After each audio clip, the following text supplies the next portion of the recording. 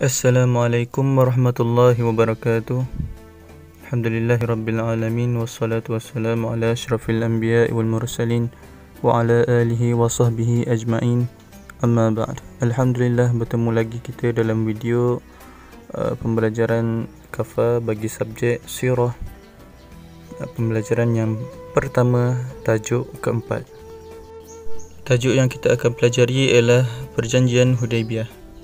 Pertama sekali, Perjanjian Hudaibiyah bermaksud perjanjian damai antara Rasulullah sallallahu alaihi wasallam dengan musyrikin Mekah. Perjanjian Hudaibiyah berlaku di suatu tempat yang bernama Hudaibiyah dan berlaku pada bulan Zulqaidah tahun ke-6 Hijrah. Wakil bagi perjanjian Hudaibiyah ialah Rasulullah sallallahu alaihi wasallam dan para sahabat dengan kaum musyrikin yang diwakili oleh Suhaib bin Amru.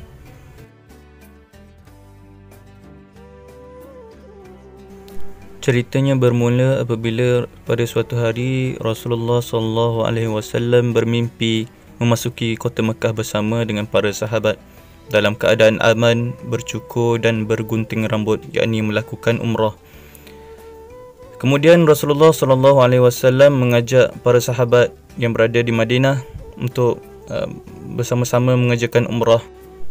Kemudian Rasulullah sallallahu alaihi wasallam bersama kira-kira 1400 orang Islam menuju ke Mekah untuk menunaikan umrah. Oleh itu, Abdullah ibnu Ummi Maktum dilantik sebagai pengganti Nabi sallallahu alaihi wasallam di Madinah, manakala Ummu Salamah, isteri baginda sallallahu alaihi wasallam, dibawa bersama dalam perjalanan ke kota Mekah. Bukti kedatangan Nabi sallallahu alaihi wasallam dengan para sahabat secara aman adalah dengan membawa binatang korban yang banyak serta keadaan pedang yang bersarung yang menunjukkan datang secara aman.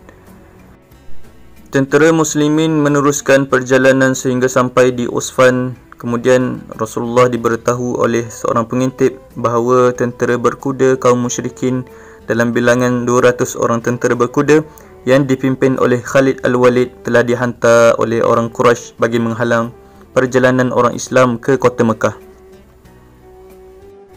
Kemudian Nabi SAW bertanya kepada sahabat, adakah orang yang boleh menunjukkan jalan yang boleh mengelak daripada bertembung dengan Khalid Al-Walid?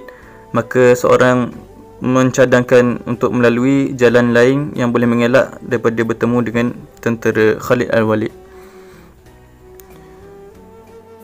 Apabila Khalid Al-Walid melihat tindakan yang diambil oleh muslimin, maka dia pun pulang menemui orang-orang Quraisy dan menceritakan apa yang telah berlaku. Seterusnya, Nabi Muhammad SAW meneruskan perjalanan sehingga sampai di satu tempat bernama Saniyah Al-Murar. Kemudian unta Nabi Muhammad SAW yang bernama Qaswa duduk dan enggan bangun walaupun telah dipaksa oleh orang-orang Islam. Para sahabat memberitahu Nabi bahawa Al-Qaswa susah untuk dikawal. Maka jawab baginda SAW, Al-Qaswa bukanlah unta yang susah untuk dikawal, itu bukanlah perangainya, tetapi ia dihalang oleh apa yang menghalang tentera bergajah semasa peristiwa tentera Abrahah ingin menyerang Kaabah pada suatu ketika dahulu. Ia juga adalah menunjukkan tanda kehormatan Baitullah, iaitu Kaabah, dan Allah mahu kekal supaya kawasan tanah suci yang aman tidak tercemar, iaitu tercemar dengan peperangan. Kemudian Nabi Muhammad SAW bersumpah. Baginda bersabda, demi jiwa Muhammad yang berada dalam genggamannya, sekiranya Quraisy mengajakku kepada sesuatu yang mengagungkan tanah suci, pasti aku menyahutnya. Setelah itu, baginda menyuruh dan menggerakkan untanya. Lalu ia meneruskan perjalanan hingga tiba di hujung kawasan di Hudaibiyah. Kemudian baginda mengarahkan tentera muslimin atau orang-orang Islam supaya mendirikan khaimah di sana. Ketika kaum muslimin berada di Hudaybiyah, maka orang Quraisy datang menghantar utusan kepada orang-orang Islam bagi bertanyakan tentang tujuan kedatangan orang Islam ke kota Mekah. Utusan yang pertama yang dihantar oleh orang Quraisy kepada orang Islam yang pertama ialah Budail bin Warqa al-Khuzai, iaitu seorang daripada kalangan Bani Khuza'ah. Maka beliau datang kepada Nabi dan Nabi menerangkan tujuan datang ke kota Mekah untuk melakukan umrah. Kemudian Budail pulang kepada orang Quraisy dan menyatakan apa yang telah diberitakan oleh Nabi Muhammad sallallahu alaihi wasallam.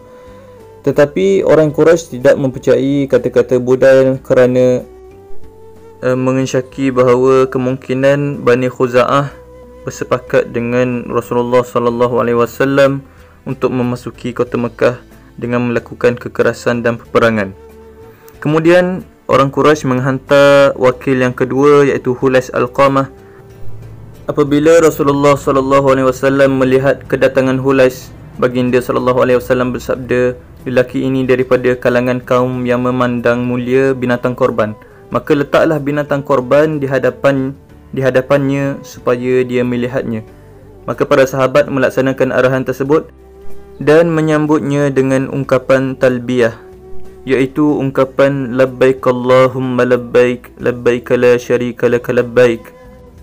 Apabila Hulais melihat perkara tersebut, maka beliau pulang kepada orang Quraisy dan menceritakan bahawa orang Islam tidak patut dihalang daripada memasuki kota Mekah untuk melakukan umrah.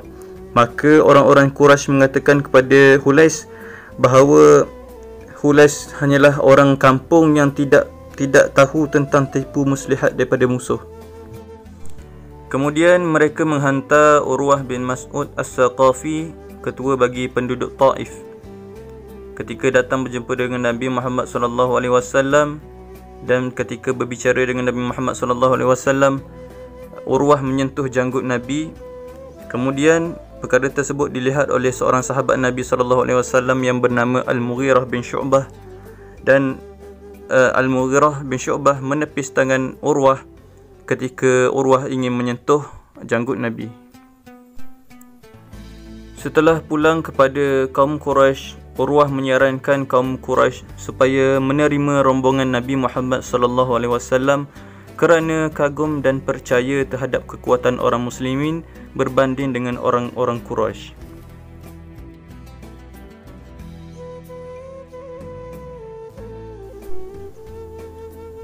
Selepas itu, Nabi Muhammad sallallahu alaihi wasallam memilih Uthman bin Affan sebagai utusannya untuk berjumpa dengan orang Quraisy untuk memberitahu tentang tujuan kedatangan kaum muslimin ke kota Mekah.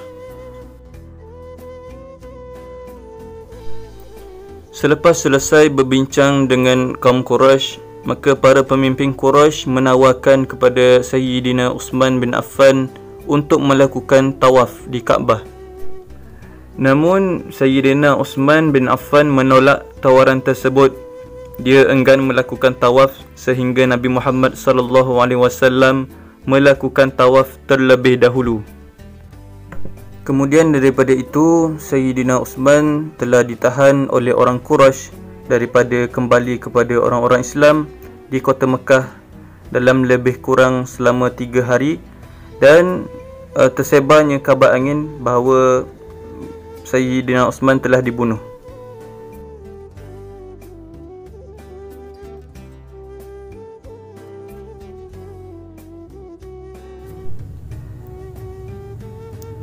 Selepas tersebarnya berita tentang kematian Sayyidina Uthman bin Affan, maka kaum muslimin telah bersepakat untuk menuntut bela atas kematian Sayyidina Uthman. Maka berlakulah Bai'ah Ar-Ridwan, iaitu perjanjian taat setia kepada Rasulullah sallallahu alaihi wasallam untuk berperang dan sanggup mati di sebuah sebatang pokok yang bernama Ridwan. Setelah kaum musyrikin mendengar tentang Bai'ah Ridwan yang dilakukan oleh kaum muslimin, mereka merasa takut lalu membebaskan Sayyidina Uthman daripada tahanan. Kemudian mereka menghantar Suhaib bin Amru untuk berbincang mengenai perjanjian damai yang dinamakan sebagai Perjanjian Hudaibiyah. Antara isi Perjanjian Hudaibiyah, yang pertama ialah genjatan senjata di antara orang muslimin dan orang Quraisy selama 10 tahun. Yang kedua, orang Islam dibenarkan memasuki kota Mekah pada tahun berikutnya dan boleh menetap selama 3 hari sahaja dengan membawa senjata yang bersarung. Yang ketiga, orang Quraisy yang lari ke Madinah tanpa kebenaran keluarga perlu dikembalikan semula ke Mekah walaupun telah memeluk Islam. Yang keempat, orang Islam yang lari ke kota Mekah tidak perlu dikembalikan ke Madinah. Dan yang kelima, kedua-dua pihak iaitu orang muslimin dan orang Quraisy boleh membuat perjanjian dengan mana-mana kabilah Arab tetapi tidak boleh membantu dalam peperangan. Semua syarat-syarat tersebut diterima oleh Rasulullah SAW, tetapi muslimin memandang serius terhadap syarat tersebut. Mereka berkata, bagaimana kita boleh mengembalikan semula orang Islam yang datang bergabung dengan kita tetapi mereka tidak mengembalikan muslim yang murtad yang bergabung dengan mereka. Maka jawab Rasulullah SAW, orang yang pergi kepada mereka, yakni orang yang murtad, maka Allah akan menjauhkannya daripada rahmat Allah. Maka sesiapa yang datang kepada kita di kalangan mereka, lalu kita kembalikannya semula kepada mereka, Allah akan menjadikan jalan keluar untuknya. Bagi syarat kedua pula yang menghalang orang muslimin daripada tawaf di Kaabah memberikan kesan mendalam di dalam hati mereka. Ini kerana Rasulullah SAW telah memberitahu mereka bahawa baginda SAW bermimpi melihat mereka memasuki Mekah dalam keadaan aman. Dalam masalah ini, Sayyidina Umar telah bertanyakan kepada Sayyidina Abu Bakar. Lalu Sayyidina Abu Bakar menjawab, adakah baginda SAW menyebut peristiwa itu akan berlaku pada tahun ini? Dan kata-kata Sayyidina Abu Bakar menunjukkan bahawa walaupun Nabi Muhammad bermimpi memasuki kota Mekah dalam keadaan aman, namun baginda tidak menyatakan adakah peristiwa itu berlaku pada tahun ini atau pada tahun sekian-sekiannya.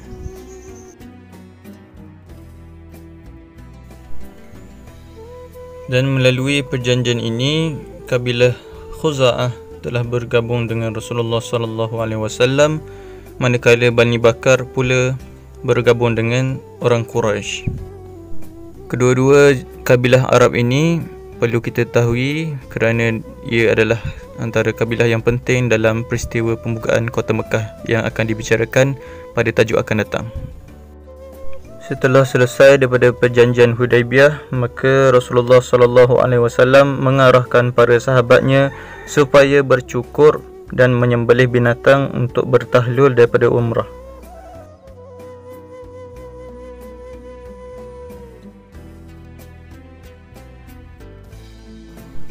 Ketika kaum muslimin dalam perjalanan pulang daripada Hudaibiyah ke Madinah, turunlah wahyu daripada Allah, surah Al-Fath ayat 1 yang berbunyi, Inna fatahna laka fatham mubina, yang bermaksud sesungguhnya kami memenangkan kamu dengan kemenangan yang nyata.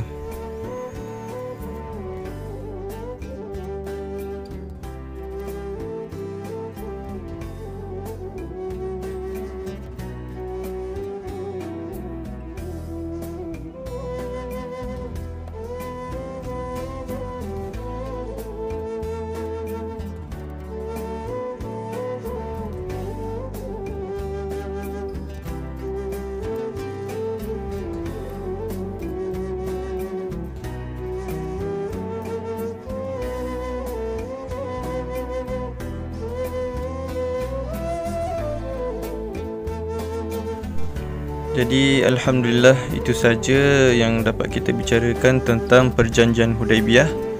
Dan insya-Allah tajuk akan datang kita akan membicarakan pula tentang pembukaan kota Mekah. Jadi sekian saja daripada saya. Terima kasih kerana menonton. Assalamualaikum warahmatullahi wabarakatuh.